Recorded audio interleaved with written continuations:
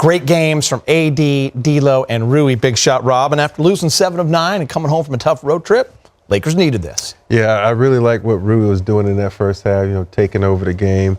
And, of course, in the second half, I got a little worried in the beginning of that third. But, of course, AD said, you know what, give me the ball, and he took over. And also, D'Lo. D'Lo got hot from three. So there was a multitude of players who played very well in this game. I agree. And without LeBron, without Reeves, it really goes to show you that guys can play if they get minutes. I like the way the ball was moving. I think they had a lot of assists tonight. What did they have? An assist tonight? 25. 25. That's pretty good. So everyone was involved. I thought Rui, we talk about him being the X factor sometime. We see how much potential he has if he's aggressive. So it was good to see. It was good to see D'Lo knock down shots, really productive.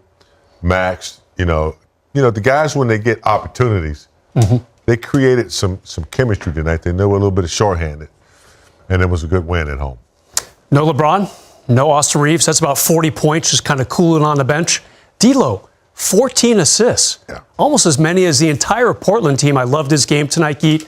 Good get-right win for the Lakers. Now you get to rest. Right. 2 games over the next 10 days. Get to breathe a little bit. Take a deep breath, Geet. Good stuff for the Lakers. Practice and some R&R. Yeah. Excuses now, Rob. Got time off? Practice. We were saying, listen, he's been putting up good numbers, averaging about 13 over his last 4 games. Just wasn't getting a lot of volume. And tonight we had a feeling he was going to get it, and he took advantage. And I think, this is where it needs to be going forward. They need to include him, just as much as they include, not just as much, but they need to include him in the offense. He can score. He's strong. He can put the ball on the floor. He can hit the little 8-footer, the 10-footer. He's dangerous when he's aggressive. For me, I say it all the time. Rui's one of those guys, if you go at him on the offensive end, go to him at the offensive end, he's a little bit better on the defensive end. And he's like, okay, I'm involved. I'm just not a cog out here in this machine.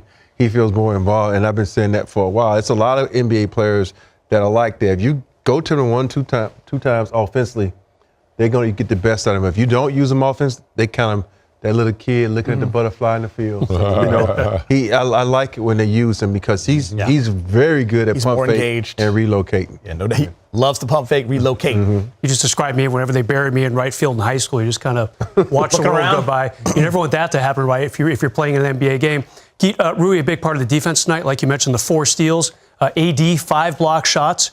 James, they held the team under 100 for only the second time this year. Thought the defense was really important for a team that let a couple games get away from them, 3 games get away from them already in the past week or so. Way to clamp down on a team. Let's face it, they're not good. They just lost by 48 to Utah the other night. This Portland team is young. They're trying to do this weird thing where they have a few veterans, but they also have a bunch of youth. Not a good team. Lakers took advantage in a should-win game, right? Yeah, Lakers are now, yes, a should-win. We changed it. No more winnables. Should-win. Should-win. Yes, but big changes. They're now 10-1 against teams under 500. Listen, we showed D'Lo on that graphic as well. He's coming off a game in Atlanta that went into overtime, but they went with Max and Gabe down the stretch big time. D'Lo only 21 minutes. Came out tonight. We knew he would have a huge role, and he did. 34 minutes, 28 points, 5 of 10 from 3, and Rob, 14 assists. Crucial. Yeah, the 14 assists, it was one moment in that game where I thought he was really engaged, where he had the 3-point shot, but he gave it over to Cam. And Cam hadn't been shooting the ball that well, but you know what? He says, I'm going to get you involved, young fella. So he passed to, and that lets you know D'Lo is a heck of a passer. He has some incredible backdoors, and when he's passing the ball like that, we've been talking about earlier, guys being engaged. This guy is really into the game. When he's getting assists and scoring, he's one of the best guys out there. Yeah, 2 turnovers. He had the highest plus or minus on the team. Nobody else was in their 20s. He was plus 29. So when they're charting him, they're charting a lot of things, going after steals, his accuracy on his assists. So he's coming around. And I think coming off the bench has suited him well. For whatever reason, he gets the chance to just see what's going on, and he comes in and does what he has to do. Very productive tonight for D'Lo. I don't know what was going on in the first month of the regular season for D'Lo. Not shooting well. A couple games where it's like, man, just doesn't seem like he's into it. And I thought this would be a great year for him. I thought we'd see a lot of what we saw last season from D'Lo with his 226 threes. Plus, he's in a contract year. Nothing seemed to be falling for him, James. The defense wasn't there. The assists weren't there. Not that he's the second coming of Steve Nash or anything, but bottom line, D'Lo wasn't D'Lo that we got used to last season. And now suddenly the last couple of weeks, maybe it's the move to the bench. Whatever's happening, he took it very professionally, didn't complain at all. He's playing good ball. I mean, more often than not, he has good games where he's getting the teammates involved, hitting threes, and I'm very impressed by what he's done, Geet, especially tonight. Yeah, leading the rotation in plus minus this season. Yeah. I do want to talk AD guys also, every single night, setting the tone. 30 points, had the 11 rebounds, and 5 blocks. 3 of those were in the first quarter, big game. 9 for 9 from the free throw line. Listen, especially with those guys out, you just kind of knew that this was going to be, your pulse for the night, AD. Yeah, I mean, key of good character, key of good professionalism, bouncing back, and, being productive for the team. And that's what he did. 5 blocks, Geeter? Yeah, I thought AD was going to have a triple-double because he got those 5 blocks in the first half. I'm like, okay, we're going to get a triple-double at this guy. But, he just started, he made people scared. He made people afraid of going to the paint. And as a big, that's half the battle. If you can get guys literally coming at you and they're going to try to move around the perimeter and take bad shots, that's perfect. And I think what he does defense is incredible. He had one play they showed where he was guarding the guard. He tried to cross him over. He picked his pocket. He starts a fast break. How many bigs can do that? Not a lot. Not very many. Remember that game recently where he had 8 points? Yeah, me neither. How about the game where he had one shot? How about the game where he had one shot against OKC in the fourth quarter? Yeah, you can kind of forget about that a little bit more now. He did have a very weird stretch for a couple weeks.